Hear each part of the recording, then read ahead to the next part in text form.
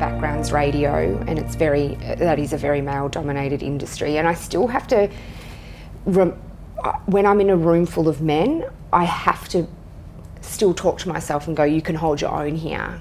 I still find myself sometimes being really intimidated by men in power.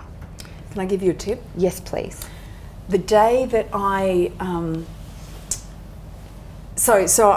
at Dolly. I've been there for 6.5 years. I'm loving it. Mm-hmm. I don't want to ever leave. I'm still going to be editing this magazine at 90, I'm thinking. Yeah, yeah. And then out of a clear blue sky, I get a phone call from a guy called Trevor Kennedy, who is running all of Kerry Packer's magazines. So I'm over at Granny Fairfax, right? You know, living the safe life because it's a very safe kind of company, and this was their funny little magazine arm, and none of us were taken seriously. Right. And so I'm just enjoying what I'm doing, and circulation's gone through the roof. It's just like there's nothing about what I'm doing every day I don't love. Right. But I got this call from Trevor Kennedy, and he wanted me to meet Kerry Packer, and I thought, nah, yeah. won't be doing that. He's scary and intimidating, and I wouldn't want to work for a man like that. But I was completely charmed by Trevor on the phone. Right. And before I knew it, he'd talked me into coming and having lunch with him. And so I met with Trevor, and we just got on like a house on fire. Right. And he said to me, great, you know, I really want you to meet Kerry. And I said, I'm not going to meet Kerry. There's no way I'm going to meet Kerry. Anyway, over the course of the weekend, he kept calling me, and he talked me into meeting Kerry. So we'd agreed on a particular address down at Darling Harbour here in Sydney.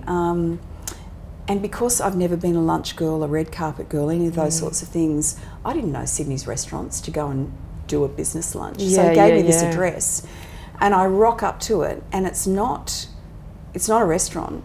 It's basically an old road that led into the swamp that Darling Harbour was back in those days. And there was just a cyclone fence, ironically enough, where my dad worked. Yeah, right. Separating this old road from the waters of Darling Harbour. And so what I saw there was not a restaurant, but the whirring blades of the Channel 9 helicopter sitting, waiting to whisk me up to Mr. Packer's summer residence.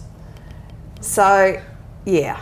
Oh my God. And Trevor is jumping out of the helicopter, and he's sort of indicating, lock up your car and come with me.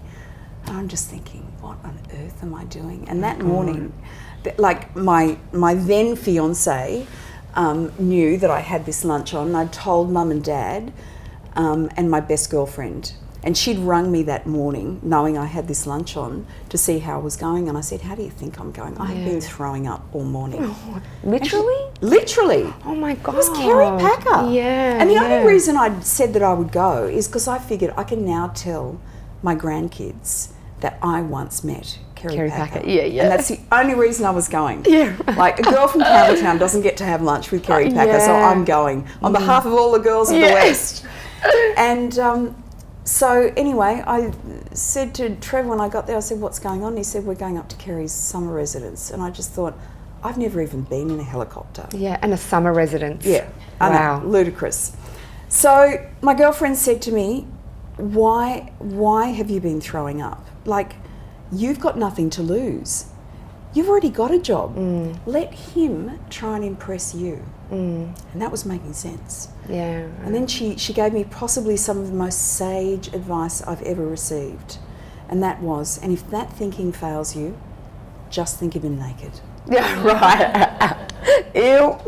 So you can imagine how that worked on the day. You just pictured him naked the whole time, didn't you? It's the best tool. If somebody is really intimidating you, just do that. It's gold. I still use it now. Really? Yeah, absolutely. All right, I'll try that. It's good. Because I do sometimes, I started this site with two of my best girlfriends to, for women, a place for women to come and have beautiful conversations and feel connected and stuff. So I surround myself with really strong, beautiful women. So I still feel out of my comfort zone working with a lot of men.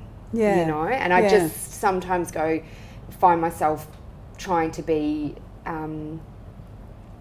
almost a pleaser. You know, I won't rock the boat all the time, and then sometimes I go, that's not who you are. Stop doing that. But that's kind of the female experience, isn't it? Yeah. We all have that in us. That's not... But I hate that. I really don't like... Sometimes I go... And I do know it goes back to, you know, maybe not having dad around and stuff and not being really comfortable around men. And so in business, I don't feel hugely comfortable. And I want to... You know, it's something I hands down have to work on. But look at what you've achieved.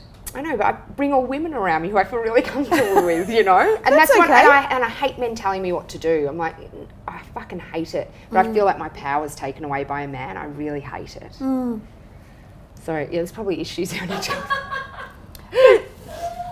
Sometimes it's actually, like, that's not good. I mean, as in, you know, I'm really sorry that you feel that way. But I think it's really good sometimes to be out of our comfort zone. To push ourselves and kind of test ourselves and challenge ourselves. But yeah, I'm a great believer. I think, you know, so much of our childhood we live. Oh, totally. As the amount of money, I'm adults. like, Dad owes me like 50 grand on counselling that I've spent to work out one thing from when you're like 5, you know.